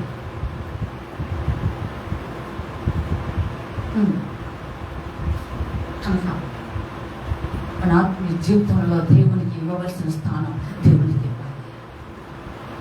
దేవునికి ఇవ్వాలి. దేవునికి ఇవ్వాలి. మన మంగళవారం నేను మా వదిలి గారు ప్రారంభిద్దామని వెళ్ళాను. పెద్ద గ్రానైట్ స్టోన్, దాదాపు ఇంతకంటే పెద్దది. దాని మీద పేరు వేయాలి, వాటిని రాయాలి, ఇలాగా నేను చెప్పాను. పెద్దది కదా గ్రానైట్ స్టోన్, రిఫరెన్స్ ఎప్పుడు వేసేది వేయద్దు. ప్రభునందు మృతులైన ధన్యులని రాయబడి ఉంది కదా అని వేస్తున్నారు. ప్రతి ఒక్కరికి సమాధి ఇదే మాట. ఇది వద్దు. 4:16 వేయండి. ఆర్భాటంతోనూ ప్రధాన దూతల శబ్దంతోనూ ప్రభు ఆయన మేఘం మండలంలో వస్తున్నాడనే మాట తర్వాత చూడండి. అది వేయండి. ఇట్లా రౌండ్గా రాసి మధ్యలో రిఫరెన్స్ వేయండి, సిలువ వేయండి. అటు ఇటు చక్కగా పూల పట్టుకుని దేవదూతల్లాగా ఉన్నది వేయండి. ఆ డాడీ పేరు ఫోటో వేయాలిగా. డాడీ లేదు, ఏం లేదు, నాకు వచ్చి మహిమ నేను ఎవరికి అన్నాడు దేవుడు. ముందు దేవుడు హెచ్చరించబడాలి. అవసరమైతే కింద ఎక్కడైనా ఖాళీ ఉంటే కింద వేసుకో అన్నా. కింద ఎక్కడైనా ఖాళీ ఉంటే కింద వేసుకో అన్నా.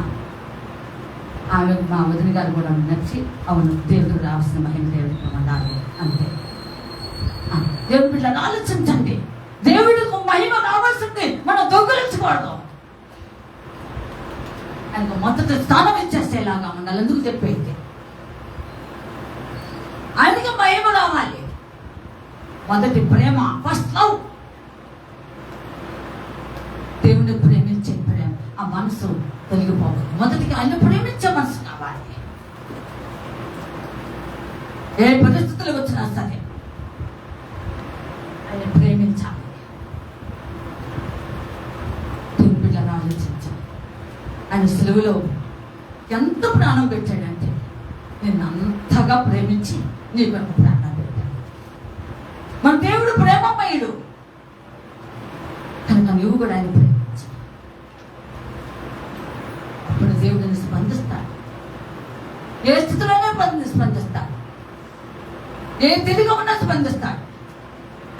ఆయన ప్రేమ శాశ్వతం. ఆయన ప్రేమ శాశ్వతం. దేవుని బిడ్డ ఆలోచించండి.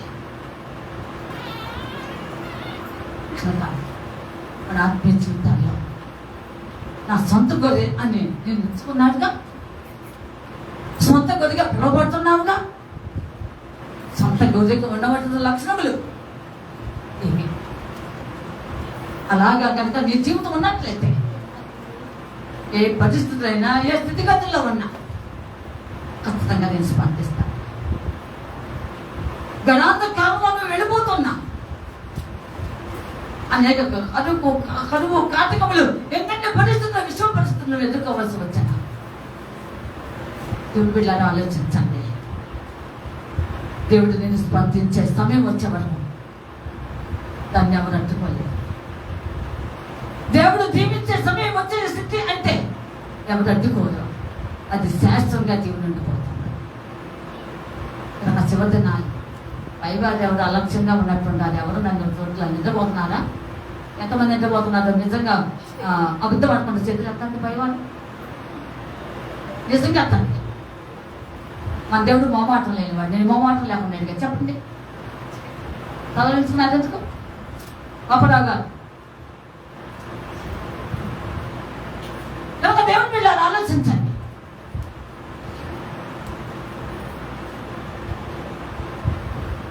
దేవాది దేవుడు నిన్ను నన్ను అపరిమితంగా ప్రేమించాడు. ఆయన ప్రేమ శాస్త్రం అన్నాడు. మరి నువ్వు ఆయన నేను ఎంతవరకు ప్రేమిస్తున్నా? మనుషులు కాదండి, నేను అడుగుతున్నానే. నేను మనుషుల విషయం మాట్లాడటం లేదు, దేవుని మాత్రమే అంటున్నాను. దేవుడిని ఎంతవరకు నువ్వు ప్రేమిస్తున్నాను? ఏమండి, నువ్వు దేవుడిని ఎంతగా ప్రేమిస్తున్నావు, ఆయన కృప నీ పట్ల అంత విస్తరింపచేస్తాడు, నేను స్పందిస్తాను. లోయ ప్రయాణం చేస్తున్నావా? అరణ్య ప్రయాణం చేస్తున్నావా? ఎడారి ప్రయాణం చేస్తున్నావా? గడాంతకాలకు ప్రయాణం చేస్తున్నావా? ఏ ప్రయాణాలు కావైనా కావచ్చు. అందుకే ఏడు గారు అంటారు, నేను అడుగు పట్టి చోటల్లా నా అడుగు నేతిలో పడను అన్నారు. అవును అవును, దేవుని పెట్టారు. నువ్వు దేవుణ్ణి ఎప్పుడైతే స్పందిస్తావో, ఎప్పుడైతే ఆయన స్వరం వింటావో, వినాల నాశులకి ఆయన మాట్లాడినప్పుడు స్పందిస్తావో, ధన్యుడు ధన్యురాలు. సొంత గదిగానే వండిపోవద్దు, సొంత గదిగానే ఉంటూ గర్వించవద్దు, అహంకారంగా ఉండవద్దు. సొంత గదిగా ఉండాలని చెప్పుకుంటూ లోక సంబంధమైన జీవితం జీవించవద్దు. లోక సంబంధ ఇచ్చలు కోరికలు శరీర సంబంధంగా ప్రవర్తించి మాట్లాడవద్దు. దేవుని పిల్లలు ఆలోచించండి. శరీర సంబంధమైనది కొంచెం వరకే, కొంచెం మట్టిగా ప్రయోజనం కాదు. దేవుడు శరీర సంబంధమైన కొంచెం వేస్తాడు. ఆలోచించండి దేవుని పిల్లలు. మోషే రెండు రాతి పిలకలు, దేవుని ఆజ్ఞ రాతి పిలకలు తీసుకొని కొండ దిగి వస్తున్నాడు. ఒక రకమైన ధ్వని వినిపిస్తుంది. దేవుడు అన్నాడు, మోషే కొండ దిగువ భాగమని ధ్వని వినిపించుతున్నాడు. అది అపజయత్వమే, జయధ్వని కాదు అన్నాడు దేవుడు. దేవుడు స్తోత్రం. ఎంతకు వచ్చాడు ఆరోను దూడం చేయించి ఇశ్రాయేలుని విచ్చబెడతాను విడిచిపెట్టిన స్థితిని చూశాడు. కోపం వచ్చింది, రెండు రాత్రి పిల్లలు పాల్గొట్టేశాడు. అతడు మానవుడే. పిల్లలు ఆలోచించండి.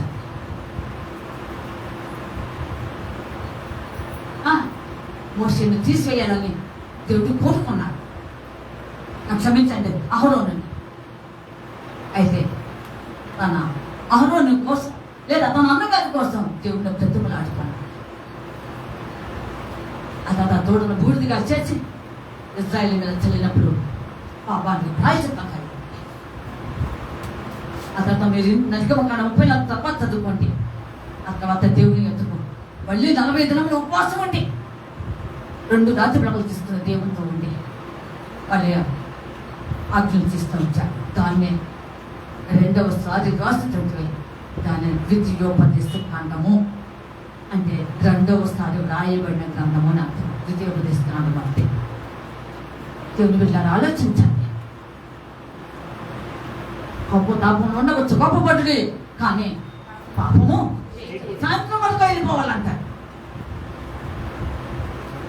ఆలోచించండి దేవుని బిడ్డలారా. మనుషులమే దేవుని యొక్క శాశ్వతమైన ప్రేమను నువ్వు ప్రేమిస్తున్నావు, ప్రేమించడం నేర్చుకో. మనుషుల ప్రేమ వెళంతాల పోవచ్చేమో కానీ దేవుని ప్రేమ చాలా విలువైంది. అప్పుడు దేవుడిని స్పందిస్తాడు. సొంత గోధుమ పిల్లబడిన నిన్ను పిల్లలు స్పందిస్తాడు. అలాగ ఉంటున్నావా? ఆ తిరిగి ఉండాలని ఆశిస్తున్నావా? ఒకసారి నీ జీవితాన్ని ప్రశ్నించుకుందాం. ఆలోచించండి ప్రియుల, నా కొద్ది నా స్వరం వినండి. సొంత గొర్రెని పేరు పెట్టి పిలుస్తాడా దేవుడి బిడ్డ? ఇంకొక మాట, మీరు ఇప్పుడు కోడులు పెంచి కోళ్ళను పెంచి గుడ్లు పెట్టిన పొదగించి అలాగా పిల్లలు పెంచేవారు లేదు ప్రకారంలో. అయితే కోడి పిల్లలు ఆ గుడ్ల మీద దిగిన తర్వాత పిల్లలను కొన్ని రోజులు చాలా ఇంట్లో వచ్చిన తర్వాత బయటకు వస్తే ఆ పిల్లలతో సహా పోయి ముక్కుతోటి ఆ యొక్క మట్టిని పెళ్ళగించి క్రిములు ఏదైనా తింటూ ఉంటుంది. తింటూ కూడా ఒక విషయాన్ని గమనిస్తుంది. దానికి అంత జ్ఞానమో ఆలోచించండి. పైకి ఎగురుతున్నటువంటి పక్షులు గమనిస్తుంది. ఏదైనా వచ్చి నా పిల్లలను పట్టుకు వెళ్తుందేమో అని గమనించి, ఒకవేళ మీరు దూరంగా ఉంటే పిల్లలు పైకి పక్షి పోతున్నటువంటి విషయాన్ని జాడగను తెలుసుకుని ఇదంటే అంటదంట. ఏది? పిల్లల స్వరం విన్నాయి, తల్లి స్వరం విన్నాయి. ఆపద వచ్చింది, కష్టం వచ్చింది, నష్టం వచ్చిందని గ్రహించి పిల్లలంట ఆ యొక్క తల్లి అదే పల్చాటుకు వెళ్ళిపోతుందంట. దేవుని స్తోత్రం. నా గొర్రె నా స్వరము అంతే. పిల్లలు ఆలోచించు. చిన్న జ్ఞానం ఉన్నటువంటి ఆ కోడి తన పిల్లలను ఆపద వచ్చింది, శత్రువు నోట కచ్చుకుంటాడు, బతికి వెళ్ళిపోతుందని అంటున్నట్ట. అప్పటి వరకు కాళ్ళతో ఏం చేస్తున్నట్ట చెప్పండి? క్రిముల కోసము, ఆహారం కోసం పెళ్ళగిస్తుంది, ముక్కులు ఇలాగ అంటుంది. అయినా ఎంత పని చేస్తున్నా, ఎంత శ్రమిస్తున్నా ఆకాశంలో పక్షి పోతున్న జాడ కనుక్కుంటున్నట్ట. ఇంకేముంది, పిల్లలు అమాంతంగా తీసుకువెళ్ళిపోతుందేమని ఆ విధమైన శ్రీకారు పరుస్తున్నట్టండి. దేవుని బిడ్డలారా, దాని సైకిల్ చూడండి, దాని తీరు చూడండి. వెంటనే పిల్లలు అల్లంత దూరంలో, తల్లిని వదిలిపెట్టి అంత దూరంలో ఉన్నటువంటి ఈ పిల్లలు వెంటనే ఎక్కడికి పోతాయంట? దేవుని ప్రేమించు, ఆయన రెక్కల చాటున నిన్ను దాచుకుంటాను. కష్టములో నష్టములో అన్ని సందర్భంలో ఆయన గుడాలో మాటను దాచుకుంటాను. ఏ పరిస్థితులు ఏ భయం నీకు రాదు అంటాడు. దేవుని బిడ్డలు ఆలోచించండి. ఆయన ప్రేమించు, ఆయన ప్రేమించే మనసు కావాలి. ఆయన ఎంత ప్రేమించినా సరే ఆయన ప్రేమ లోతు పొడవు వెడల్పు తెలియదు. ఆయన ప్రేమించడం నేర్చుకో. ఏదో పైకి కాదు, ఆయన ప్రేమలో రుచి చూడాలని, ఆయన ప్రేమలో లోతు చూడాలని, ఆయన ప్రేమలో వేడుపాటు జీవితం కావాలని, ఈ పై ప్రేమ కాదని దేవుడు ఆయన బిడ్డలకు అప్పుడప్పుడు కొన్ని పరీక్షలు వస్తున్నందుకనే, ఓయ్ నువ్వు మానవులను ప్రేమిస్తున్నావు, శరీరం ప్రేమిస్తున్నావు, అది వద్దు నీకు అని కొన్ని జీవితాలు పుట్టం వేస్తాం. సరి చేసుకొని ఆయన సొంత గొర్రెని పేరు పెట్టి పిలుస్తానని దేవుడు వాగ్దానం చేస్తాడు. దేవుని బిడ్డలు ఆలోచించండి. సొంత గొర్రెను పేరు పెట్టి పిలుస్తాను. ఈ మధ్యాహ్న కాల సమయంలో ఒక్కసారి నీ ఆత్మీయ జీవితాన్ని నేను ప్రశ్నించు, సరి చేసుకో. ఆయన మాట వినాలని నీకు ఆశే, నీ కోరికే. ఆయన నీతో మాట్లాడాలని, నీ పేరు పెట్టి పిలవాలని, పిలిపించుకోవాలని ఎంతో దుష్టం ఉంటే, తగినట్టుగా చెప్పుకున్న లక్ష్యాలు నీ జీవితంలో ఉంటే తక్షణమే దేవుడు స్మరిస్తాడు. దేవుడి స్తోత్రం. అలాగ ఉన్నావా? ఇదిగా ఉన్నావా? సంతోషించుకో, లేదు ప్రశ్నించుకో. గొర్రెలకు మంచి కాపరి మనకి. కాపులు రకరకంలో ఉండవచ్చు, కానీ మన దేవుడే గుడ్ షెపర్డ్. గుడ్ షెపర్డ్ దేవుడు మంచి కాపరి. ఆలోచించండి. నీవేలా నువ్వు ఆయన సొంత కొద్దిగా ఉన్నా నీవు ఎలా ఉన్నా సొంత కొద్దిగా అనిపించుకో లోకరీత్యా జీవిస్తున్నావా సొంత కొద్దిగా అనుకుంటూ కలయాపన చేస్తూ నీ ఇష్టమైన తీరులో ప్రవర్తిస్తూ ఉన్నావా సొంత కొద్దిగా అనుకుంటూ దేవుడు నా పక్షం ఉన్నాడు అనుకుంటూ ఆత్మీయ జీవితం ఒకవేళ దెబ్బతింటుందేమో చూసుకో ఒకసారి నేను ఆలోచన చేసుకో ఇష్టపడి నాకు ప్రియమైన దేవుడు వెళ్ళాడు ప్రభు త్వరగా వస్తున్నాడు మనం ఒక్కసారి మన వ్యక్తిగత ఆత్మీయతను సరి చేసుకుందాం మంచి కాపుగా మన జీవితాన్ని అప్పగించుకుందాం మంచి కాపుగా అడుగుతాడు మనం నడుపుతాం ఎందుకంటే ఆయన మాదిరి ఉంచి వెళ్ళిపోయాడు ఆయన అడుగుతాడు మనం నడవాలని నడిపిస్తాను అని ముందుకు వచ్చిన దేవుడు వెళ్ళామా ఒకసారి మనం నువ్వు ఆలోచించు నువ్వు దేవుడికి చెవి ఎగ్గు మాటలకు చెవి ఎగ్గు అంతే అంటాడు నాకు మాది చెవి ఎగ్గుము ఆలోచించము అంటాడు దేవుడు విను వినటం నేర్చుకో ఆయన మాట్లాడుతున్నప్పుడు ఆయన హెచ్చరిస్తున్నప్పుడు ఆయనను ప్రోత్సహించి లేవనెత్తడానికి సంసిద్ధంగా ఉన్నప్పుడు నీ జీవితం ఆయనకు అప్పగించు ఆయన ప్రేమించు ఆయన ప్రేమించేవాడు కాదు నన్ను ఘనపరచు వారిని నేను ఘనపరచుతాను అన్నాడు ఒక మాట చదివి ముగిద్దా చూడండి మొదటి సమయాల గ్రంథం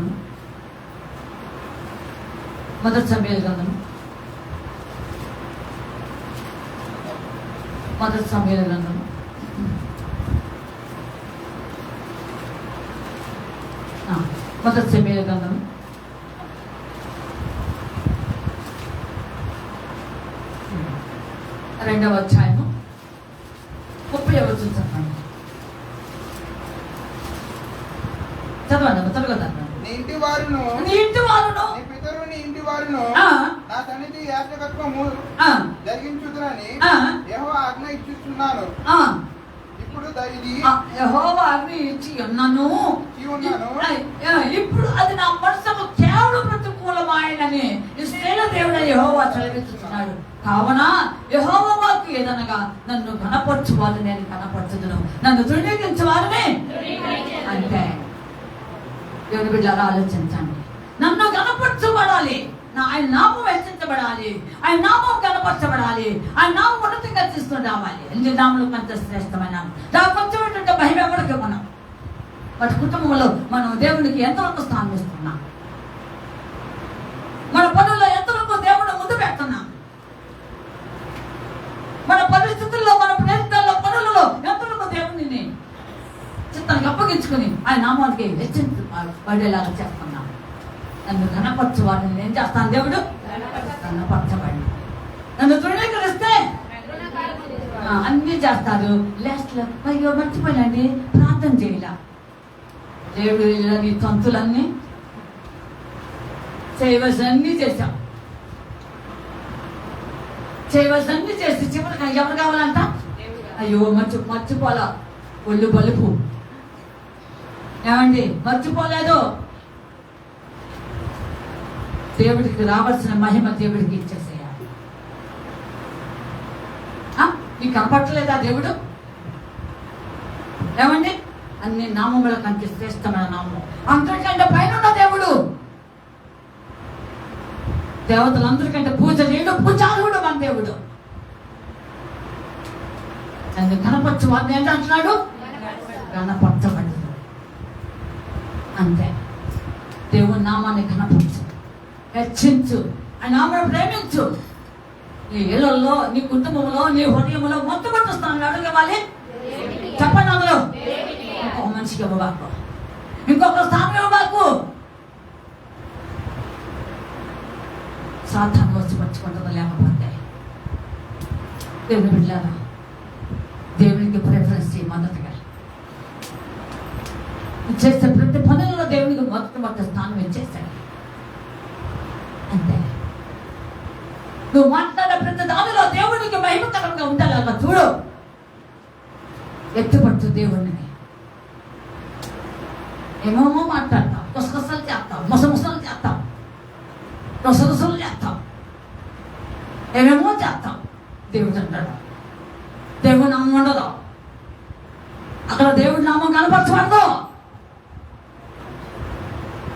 సభలు అయితే జరుగుతాయి. దేవుడు అన్నాడు బెస్ట్. ఒకసారి ఆలోచన చేసుకో. చివరిదినముల ఎలా ఉన్నావు నువ్వు? దేవుడికి మొదటి స్థానం ఇచ్చాయి. ఎలాగో దేవుడు లేనివాడికి అయితే దేవుడు లేవు, దేవుడు లేని దానికి అయితే దేవుడు లేడు. నువ్వు దేవుడిని కలిగి ఉన్నావుగా, అవునా కదా? దేవుడిని కలిగి ఉన్నావుగా, దేవుడిని చిత్తమేదో తెలుసుగా, లేని వాక్యం తెలుసా లేదా? మరి ఆయన ప్రేమించలేని హృదయం నీకు ఎంత కాఠిన్యం, ఎంత దౌర్భాగ్యకరం. ఆలోచన చేస్తాం. నన్ను కనపరచు అని నేను అంటున్నాడు దేవుడు. మర్చిపోవద్దు, ఆయన ఎత్తుపట్టు. నేను ఖచ్చితంగా చెప్పేస్తా, ఇలాగ ఉండాలి. దాని మీద ఇలాగ కింద కొంచెం ఫోటో పైన పెట్టొద్దు దయచేసి. దేవుడి నామానికి మహిమ ఉండదు.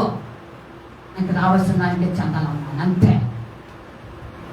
ఎందుకు ఆలోచించండి. ఎవరైనా సరే ఎక్కడతో ఎవరితో మాట్లాడారు, దేవుడికి మాట్లాడే తీరులో దేవుడు నేర్చించే విషయంలో నువ్వు వెనకంజ వేయవద్దు. ఆయన కనపరచు, మొదటి స్థానం ఆయనకి ఇచ్చేసి. ఆలోచించండి దేవుడు పిల్లలు. పిల్లలకు పేరు పెట్టాల్సి వచ్చింది. ఏమండి, అమ్మాయి నాకు చెప్పకుండా, నాకు తెలీదు, హాస్పిటల్ అడ్మిట్ అయ్యేసాం. అమ్మాయి మహిమ ఆ రాత్రికి నాకు కొద్దిగా మాట వినిపిస్తూ ఉంటుంది. వెనకే కదా ఏదో ఒక చిన్న పెద్ద మాట వినిపడుతూ ఉంటుంది. మాట వినపడలేదు, దాంట్లో సంఘాసం అనుకున్నాను. నాకు తెలియదు. రాత్రి దాదాపు 11 గంటలకి నేను ప్రార్థనలో ఉంటే ఫోన్ చేశాను. హాస్పిటల్ అడ్మిట్ అయ్యాను. అక్కడే సర్జరీ అన్నారు. అట్లన్నా సరే ప్రార్థన చేద్దాం అమ్మ అన్నాను. ప్రార్థన చేసుకుంటూ ఉన్నాను. ప్రార్థన చేసుకుంటూ ఉన్నప్పుడు ఆ పేరు దేవుని ఆత్మ నాకు స్పష్టంగా తెలియజేసింది. సరే అని ఇట్లా అసమ్మతమ్మ అన్నాను. ఎలాగో పాస్టర్స్గా 2వ రోజు రాత్రి భోజనాలు ఏర్పాటు చేశారుగా. మేమందరం కూడా 4 దైవజనులు ఉన్నాం. అందరం చేతులు వేసుకుని నేను డెడికేట్ చేసేద్దాం నేను వీటికి అన్నాను చెప్పేసాను. ఆ రోజే అలాగే జరిగింది. ఆ రోజు సంతోషకరంగా దేవుడి స్తోత్రం, దేవుడికి మహిమ కలిగినట్టుగా చక్కగా జరిగింది. అందరము దైవజనులు అందరం కలిసి చక్కగా ఇచ్చేస్తాము. దేవుడికి కావలసిన మహిమ దేవుడికి రావాలి. నువ్వు దొంగిలిస్తానంటే అట్లా సాక్ష్యం చెప్తావా? ఎప్పుడు చెబుతావా? అయిన తర్వాత అందుకే తొందరగా వచ్చావు. కనుక దేవుని మీద ఆలోచించండి. దేవునికి చిత్తానుసారంగా మన జీవితం వల్ల పొందమంటే దేవుని ఎత్తుపడతాం. దేవుని మహిమపరచు. దేవునికి రావాల్సిన ఘనత మహిమ ఆయనకే చెందాలి. ఆలోచించండి.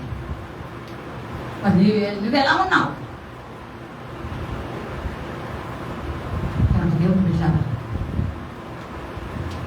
ఈ విధంగా మన జీవితంలో ఇలాగా ఉన్నట్లయితే సంతకూడదు. పేరు పెట్టి పిలవట్లే కాకుండా ప్రతి విషయంలో ఆయన నీకు ముందుకు నడుస్తూ ఆయన ఎత్తుపట్టే జీవితం ఎత్తుపడతా. అతిథిగా ఉన్నావా? ఎత్తిదిగా ఉన్నావా?